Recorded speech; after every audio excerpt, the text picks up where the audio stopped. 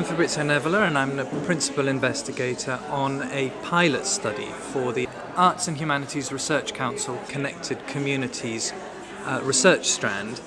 The project we're doing is called Taverns, Locals and Street Corners. It basically looks at the role of taverns and places where people drink, pubs today, in the past and in the present. Well, what was of interest to me about the venue of a tavern or a pub is that these are locations that are positioned between the obviously private space of houses or interiors and the public space of streets. Taverns and pubs are places where there's a mixed understanding of what constitutes public space and private space.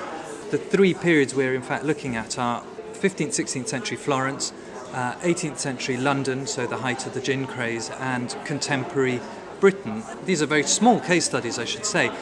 The idea was that by looking at the historical material first, we would see what the dominant trends in the scholarship were for the historical research and see what differences there were between the historical research and the way that the contemporary discourse is structured in the media and policy think tanks and so forth. This is a one-year project, and each of the case studies has had no more than 3 months of part-time research done on it. So for historical research, that's a really very short amount of time. My particular area of interest on the project is 18th century London.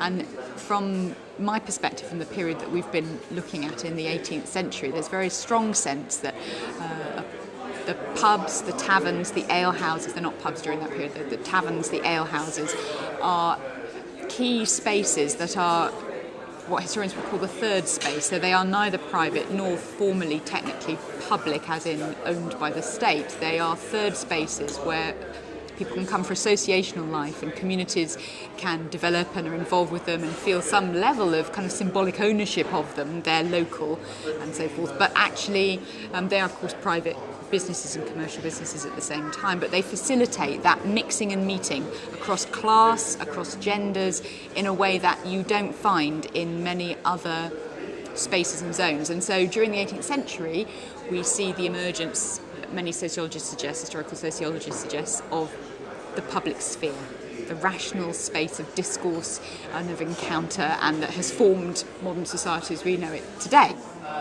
I am Antonia Layard. I'm a professor in law and geography at the University of Birmingham. A large part of my research has been on public space and the legal regulation of public space and how that differs from property regimes.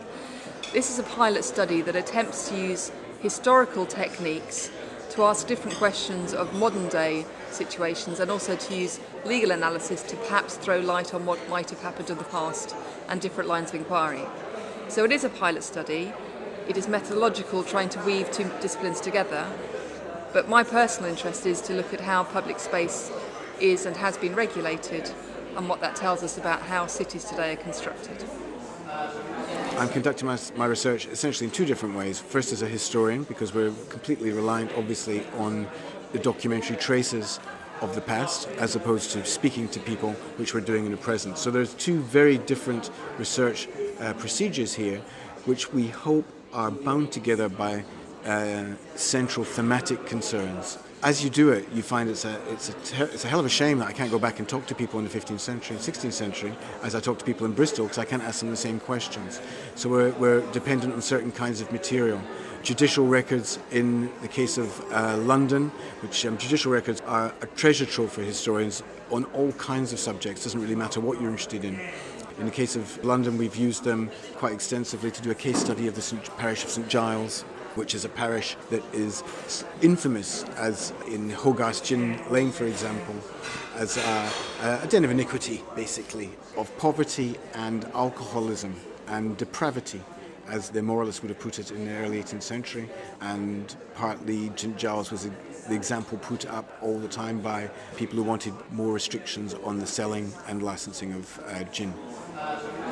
These drinking spaces are places where people behave in different ways. There is sociability in taverns, which is obviously something that we're interested in, the way that people relate to one another as communities of drinkers. But also there's, as we all know, there's anti-sociability. Certainly today, there is a dominant discourse around drinking places as places which are magnets to small-scale crime of assault and drink and nighttime bad behaviour, in particular related to drunkenness.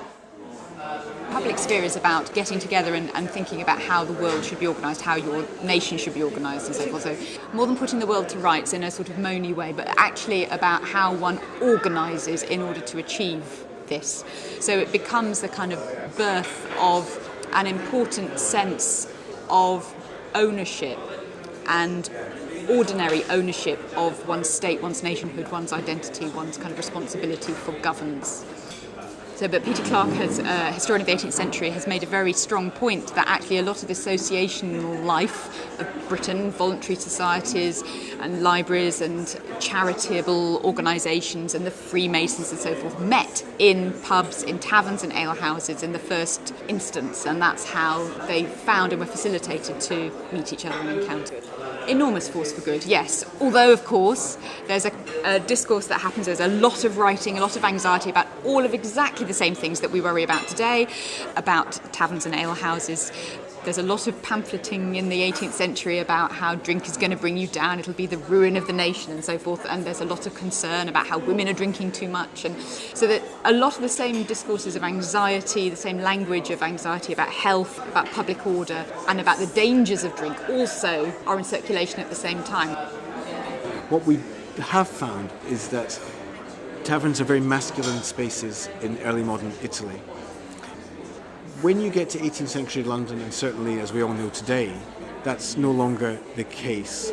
Although they're still masculine in certain kinds of ways, and that change sometimes is not as complete as you might think. You might go out to a pub today and think, well, it's full of men and women, there's no real gender dynamic or imbalance, if you like, but in fact, that's speaking to the pub manager of this very large Bristol venue. He thinks that this has actually only changed in the last 10 to 15 years. The paradigm image of a public house that is open to everybody.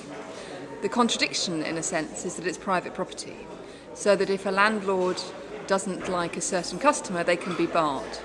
And they might be barred from all the pubs in their area through an organisation such as Pubwatch, which comes together collectively to ban people. But when we've done the interviews and when we've talked to people in licensing and the police, in the council, it's clear that they don't regard them as completely private property. They do regard them in some sense as public space, and that the licensing provisions, in particular with the conditions that are attached, control how you use your private property. So, for example, you're not able to sell your drinks for the cheapest amount possible without someone coming in and talking to you about it, and if you carry on, your licence may be up for review. There are certain conditions on what you can and can't do in your property, in your pub, that will be publicly imposed. Well, I mean, there are so few places in the urban landscape where people come together voluntarily for sociable, almost exclusively sociable reasons. In spite of the fact that so many people and so much media will tell you otherwise, the reality is that pubs are pleasant places that people choose to go to and enjoy time in. And I think that that's one of the things that emerges relatively clearly from a consideration of them through a long historical study.